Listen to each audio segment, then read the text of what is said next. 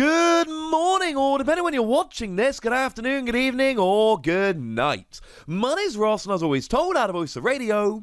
So today, we need to take a little bit of a look at Jolteon VMAX. Now, we did actually take a look at Jolteon V the other day, but now we've got a good look at Jolteon VMAX, so we can go and, shall we say, complete the set. Now, our translations come from the lovely Antoine Boulet, and we are going to be largely focusing on the VMAX, but we do need a quick reminder about the Pokémon V, because there is actually a new little trick which might help. Now, when we looked at the Pokémon V, I was, to be blunt, unimpressed. For one colourless energy, you do 20 damage to one of your opponent's Pokémon, which is fine. But the problem there is that we've seen stuff in the past like Manectric that do 20 to the active and 20 to one on the bench, and actually it's not particularly good, although it does look ever so slightly better when we get to the VMAX. We'll talk about that in a moment. The bigger attack here for one lightning, two colourless energy, flip 4 coins, and you do 60 damage for each heads that you flip. And this is fine, but the problem here is that you got to flip 4 heads to do 240, and even then, 240 will get Pokemon Vs, but it won't get VMAXs unless they're weak. And you're talking free energy, and bearing in mind when this comes out, we're basically hitting the rotation, so you're not having Tapu Koko, etc. to accelerate energy. Lightning is losing a lot of its tricks. And now all of a sudden, I've got to try and get free energy on here, and I've got to try and flip multiple heads. And even with Glimwood Tangle, flipping 4 heads is not something you should expect. And sure, 3 heads gets a KO on like a Crobat V, but really? I'm going to go to all this effort to try and get a KO on a Crobat V. There are easier ways, ladies and gentlemen, to get KOs on Crobat V. There are plenty of Pokemon out there that can do a better job of getting a KO on a Pokemon V. Well, Crobat V. And that's kind of my point here. I'm just uninspired. Now, we have actually had that new item card that's gone and been revealed. It is Elemental Badge, and when you attach it to a Vaporeon V, Jolteon V, or Flareon V, you reduce the attack cost by 1 colourless energy, which makes Jolt Arrow free and makes Pin Missile 1 lightning, 1 colourless energy. Which means now you essentially only need to accelerate a single energy, attack for turn, and go. But even then, without Tapu Koko, you've got to hit something like a Turbo Patch. If I could have this, and very briefly pre-rotation, this is going to make a difference. Because I can basically go Elemental Badge, Tapu Koko, attack for turn, and then I'm flipping 4 coins, going second, turn 1, yes. But honestly, that is about it, and as soon as we lose Tapu Koko and that goes away, then I'm relying on Turbo Patch, and I don't like it anywhere near as much. With Tapu Koko and the item and attach for turn, it's actually kind of cool. Otherwise, I'm still not loving it. But there is a VMAX, and maybe the VMAX can save us. We go up to 300 HP, which makes it the joint lowest VMAX we've ever seen. It is right down there with things like Morpeko, which is not good. Having said that, Victini is running around with 310 and proving to be pretty good, so might not be the end of the world. We've then got Free Retreat again, and we like Free Retreat. Free Retreat is awesome. But we got that same weakness to fighting. And this is actually where it really comes in awkward, because remember that Rapid Strike Urshifu's Gale Thrust attack for a single energy does 150 if it moved into the active this turn. And you've got 300 damage and a weakness, 300 HP, and a weakness to fighting. Can you see where I'm going with this, ladies and gentlemen? It is a bad amount of... It's just bad in general, right? It adds up perfectly and not in a way which suits you. This is a bad thing, ladies and gentlemen. A very bad thing. So, yeah, I am not loving the basics of this, like, at all. It's just not good.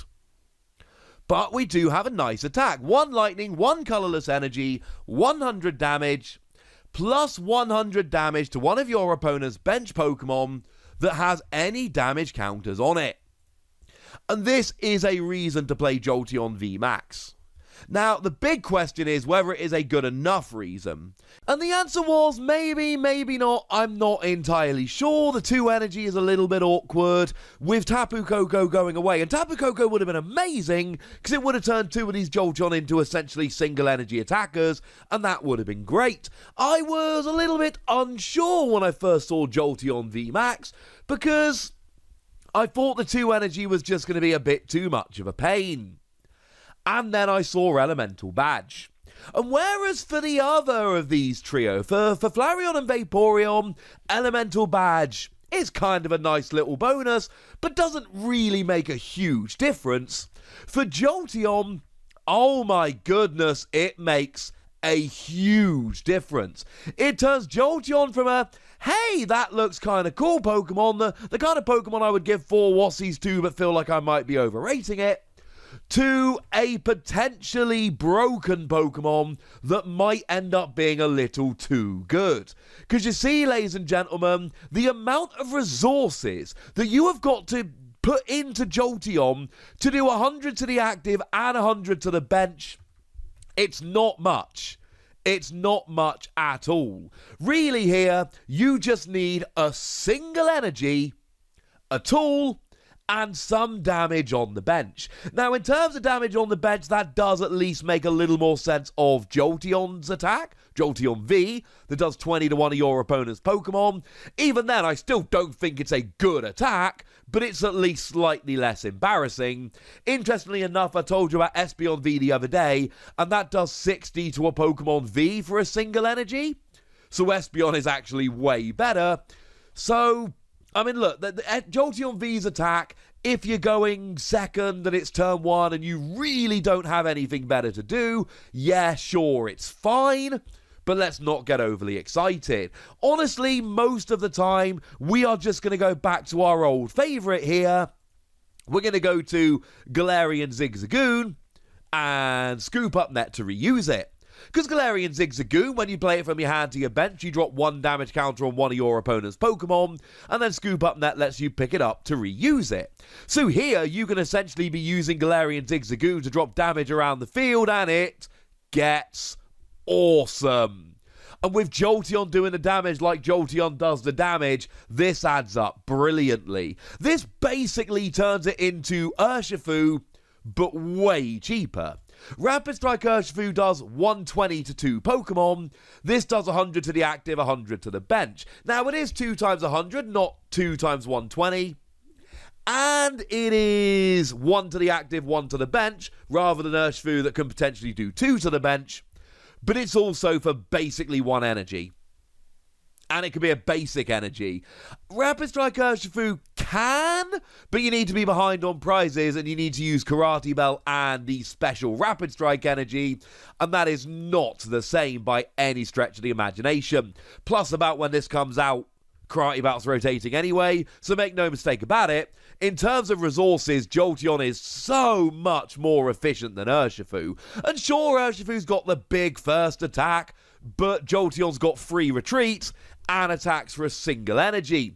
And of course, anytime you're talking about an evolved single energy Pokemon, you need to now bring in Cheryl that can completely heal your evolved Pokemon, but you've got to lose all the energy. But it doesn't matter. It's 1 basic energy. You will be fine. And this is going to be ridiculous. Because now, if you've got something like Galarian Zigzagoon or any way to get some damage around the field, you've got a Pokemon for a single energy that can just do 100 to 2 different Pokemon and can heal really nicely. And I do think that Elemental Badge here makes a phenomenal difference. Without Elemental Badge, I like it, but the 2 energy is a bit awkward. Cheryl becomes a bit of a pain, and that second energy becomes awkward.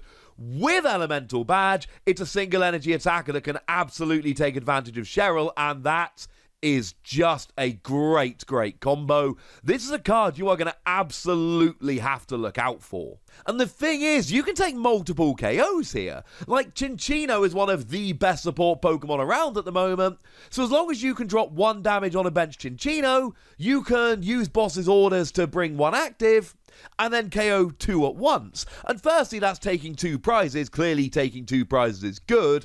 But secondly, Does your opponent have more than 2 Chinchino out? I'm not sure they're going to.